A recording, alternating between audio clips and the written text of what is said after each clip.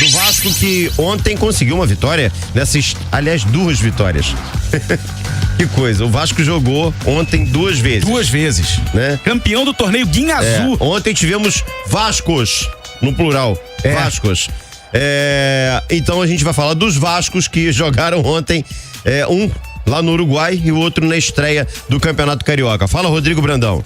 Azevedo, e o torcedor do Vasco teve alegria em dose dupla na noite de ontem.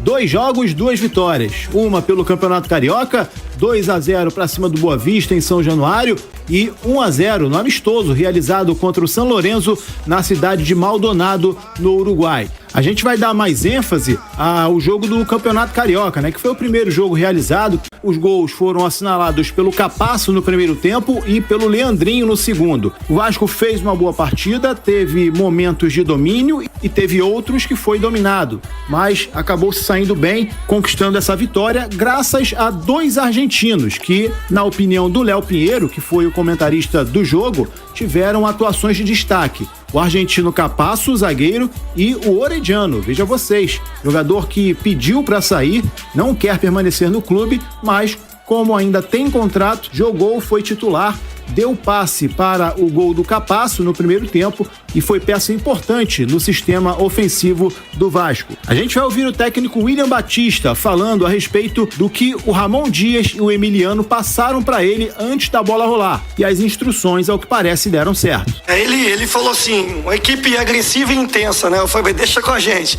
nós vamos dar o nosso melhor e tudo aquilo que a gente puder fazer para entregar isso e os 3 pontos.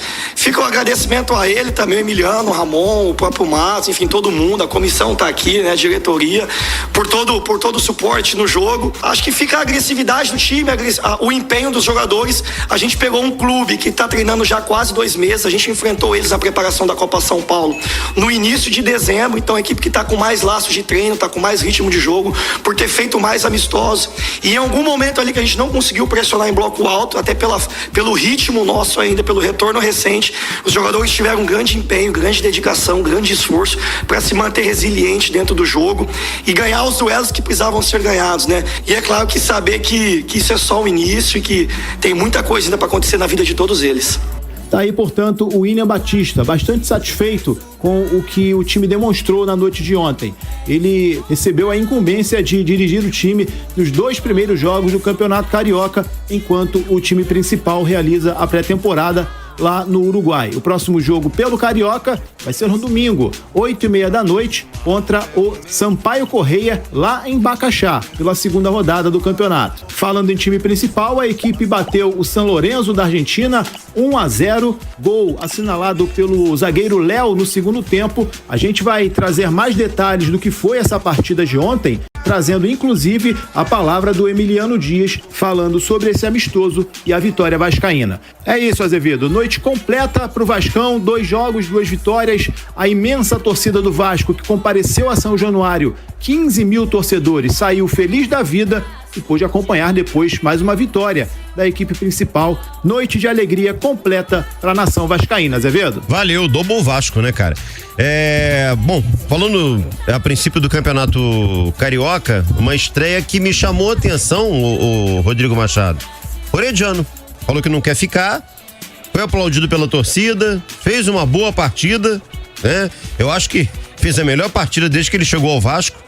E, curiosamente, no momento em que ele tá com ares de despedida, né? Pois é, a gente tem que tomar cuidado também, porque, assim, o nível dos times de menor investimento desta edição do Campeonato Carioca, ele talvez seja o pior dos últimos anos. Já tava ruim. A gente já sabe que tava ruim. Então, eu não sei se isso pode servir de parâmetro pra gente avaliar a atuação do Orediano. A única coisa que a gente pode avaliar de positivo, na minha opinião, é a vontade do jogador, que é que pese o fato dele ter pedido pra sair do Vasco.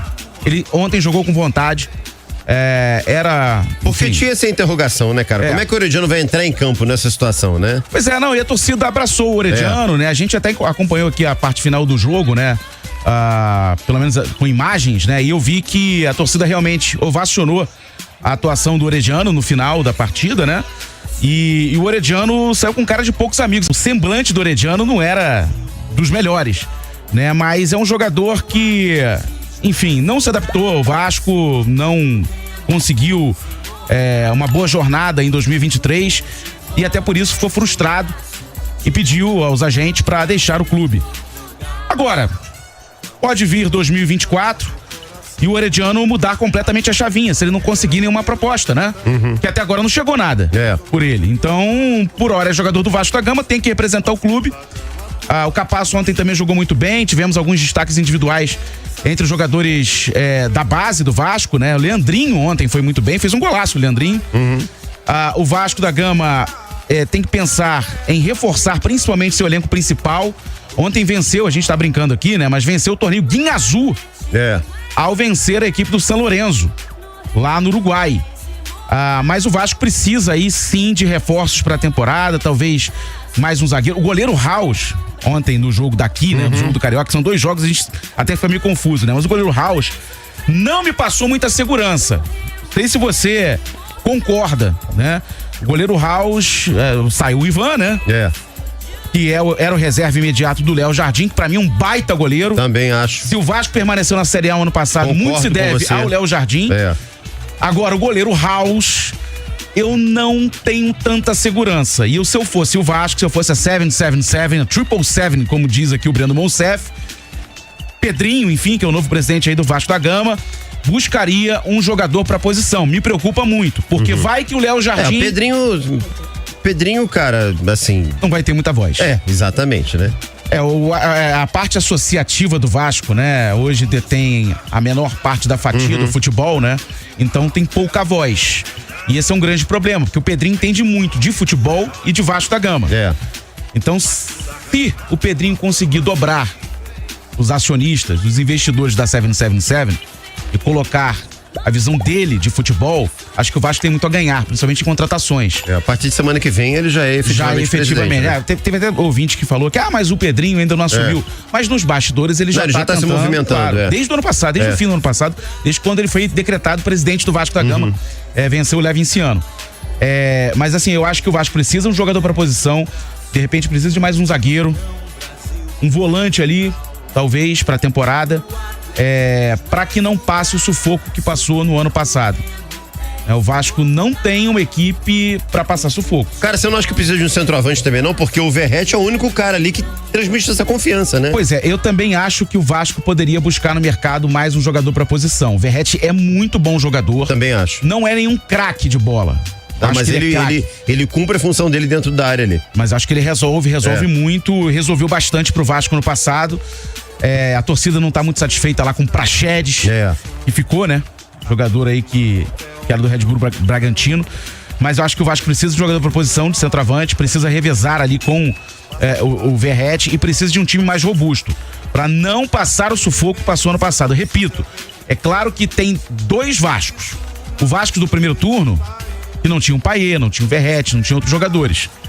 O Vasco do segundo turno, com esses reforços, ele cresceu e muito. Tanto é que saiu de uma posição muito desfavorável, que todo mundo dava o Vasco praticamente como rebaixado, parar numa posição em que o Vasco, até certo ponto no final ali do campeonato, buscou, quem sabe, né, uma vaga na Sul-Americana. Depois viu que a realidade não era bem essa. E aí, até a última rodada, a gente esteve em São Januário, estivemos juntos em São Januário, e vimos o Vasco ali, enfim, tomando aquele gol do Léo Ortiz, que tá na mira do Flamengo. Verdade. E quase foi rebaixado, mas enfim, conseguiu a vitória e conseguiu a permanência na Série A. Mas o Vasco não pode fazer isso com o torcedor em 2024. Chega, né, cara? Não. Por favor, né? O coração não aguenta. Conforme prometido, a gente vai dar um pouco mais de ênfase ao jogo de ontem da equipe principal, da vitória do time principal que bateu o São Lourenço da Argentina ontem por 1-0. O gol foi do zagueiro Léo. Essa partida aconteceu lá na cidade de Maldonado, no Uruguai. E também, conforme prometido, a gente traz a palavra do Emiliano Dias, assistente técnico do Ramon Dias, que fala das dificuldades da partida, dizendo também que o Vasco precisa se acostumar a vencer. Não, estamos muito contentes em geral, não quero falar de alguém pontual hoje. Hoje é um jogo difícil para jogar. Tem muita carga dos jogadores, estava difícil, o campo estava muito ruim. Mas pudimos sacar o resultado adelante, isso é o que a gente fica contente. A vitória dá confiança, dá tranquilidade, e o Vasco se tem que acostumar a ganhar. Então isso é muito importante para nós hoje. Tá aí, portanto, a palavra do Emiliano Dias, muito contente com a performance dos seus jogadores na noite de ontem. Quem também falou com a gente foi o zagueiro Léo, o autor do gol único da partida, chega para falar dessa dor de cabeça boa que o técnico Ramon Dias vai ter, já que em determinadas posições, como a zaga, ele tem boas opções. E o Léo fala dessa importância de se ter um grupo qualificado. Sim, importante é o grupo, cara. Você viu lá o jogo do Carioca também. Praticamente com o sub-20 conseguiram vencer. Muito importante pra gente, pra dar sequência também, porque quando o grupo aqui voltar, vai juntar com os que estão lá no Brasil e no Rio, para tornar um Vasco ainda mais forte. E praticamente 3 times diferentes, lá no Rio, o do primeiro tempo, do jogo de ontem aqui, e depois do segundo também, e todo mundo correspondeu. Isso mostra a força do elenco. Vamos falar de Cuéllar agora, Cantar. Temos informações a respeito do volante e não são tão boas assim. As informações que chegam é que, para que o Cuéllar acerte com o Vasco, não depende somente do jogador. A gente já trouxe aqui ontem no Papo de Craque que o salário do Cuéllar é maior do que o salário do Payet, que tem o maior salário do elenco do Vasco. O Cuéllar até aceita uma diminuição do seu salário para que ele se adeque à folha salarial do Vasco. Mas não é só este o empecilho. O Al-Shabaab, clube do colombiano, perdeu um jogador da posição recentemente. E perder o Cuéllar nesse momento seria perder 2 jogadores da posição. Uma outra informação que chegou até nós: o José Mourinho estaria acertando a sua ida para o Al-Shabaab. Sendo assim, é mais um obstáculo. Isso pode ser negativo para o Vasco, tendo em vista que o José Mourinho vai querer conhecer os seus atletas para saber com quem ele vai querer contar. É uma situação difícil, complicada, mas o Vasco segue confiante em poder contar com o volante colombiano. Valeu, meu parceiro Rodrigo Brandão, com as informações do Vasco da Gama e a situação do Gustavo Cuéllar. É difícil, né? Quando você vai atrás de um grande jogador, você vai ter obstáculos. Sim. Ele vai ser um cara caro, ele vai ter concorrência, vai ser assediado por outros times, tem novela, faz parte. O Vasco tá chegando agora nesse mercado de contratação de grandes jogadores. Quanto ao jogo de ontem, cara, eu acho que ficou muito claro, óbvio, é só o primeiro jogo da temporada, a galera ainda tá com o freio de mão puxado, mas tem 2 jogadores que não podem ser reservas desse time, Payet e Jair. O Ramon Dias vai ter que encontrar um espaço para esses 2 caras. Depois que eles entram no time, por mais que o time fique bastante modificado, a forma de jogar muda e o Vasco passa a gostar muito mais da bola, passa a tratar a bola com muito mais carinho. Então eu entendo que, diante do elenco atual, óbvio, o Vasco ainda busca se reforçar, vai buscar o Cuéllar, que pode ser o primeiro volante, mas com os jogadores que atualmente tem à disposição, o Ramon Dias tem que usar o Payet e o Jair.